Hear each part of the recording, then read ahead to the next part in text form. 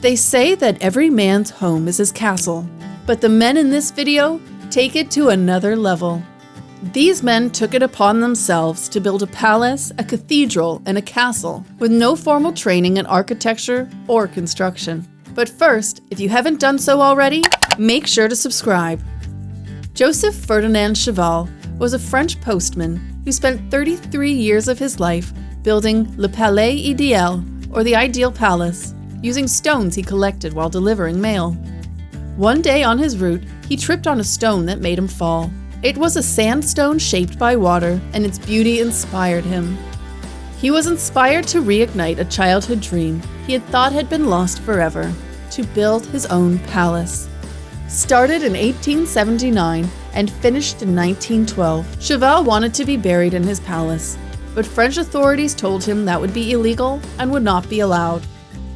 So upon completion of his palace, he spent the following 8 years building his own mausoleum in the local cemetery.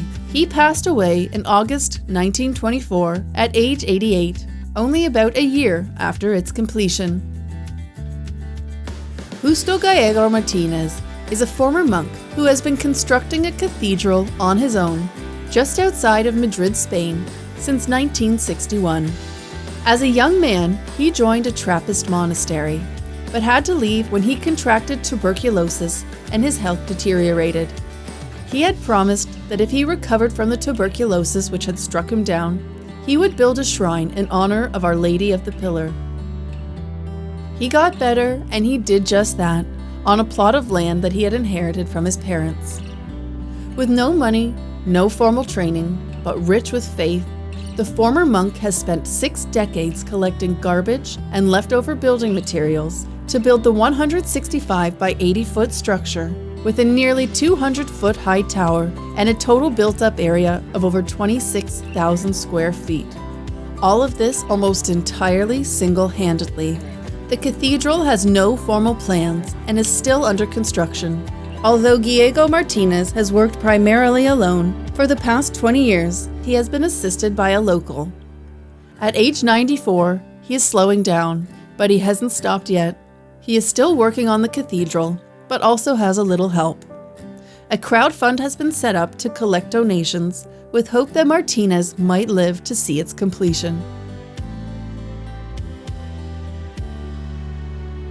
Across the ocean in Australia, another Spaniard brought his vision of building a castle to light.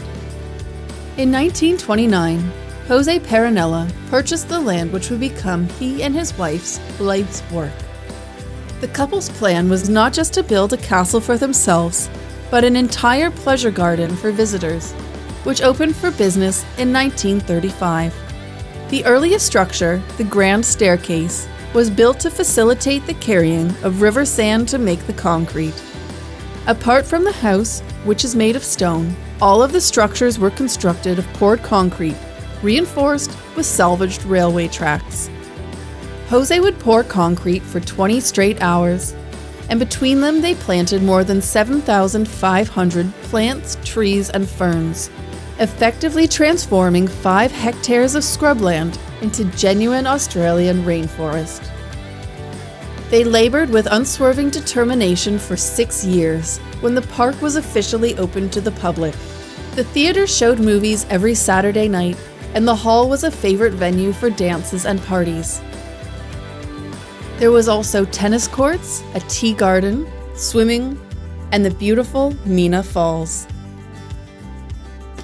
If you liked this video, don't forget to subscribe, and come back soon for more Factables.